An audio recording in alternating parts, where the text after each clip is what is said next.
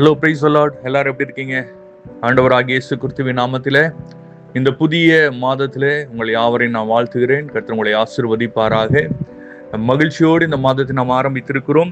ஒரு வாக்குத்தத்தத்தோடு நாம் ஆரம்பித்திருக்கிறோம்.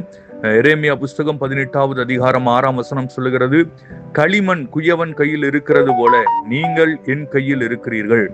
ஆமென், அல்லேலூயா. ஆண்டவர் சொல்றாரு, நம்ம ஒவ்வொருவரையும் பார்த்து நீங்க என்னுடைய கையில் இருக்கிறீர்கள். பாருங்க, ஒரு குயவனுடைய கரத்துல களிமண் இருக்கும் என்றால் அவன் அந்த களிமண்ணை உருவப்படுத்துகிறான். அதை நல்ல ஒரு உருவமா மாற்றுகிறான்.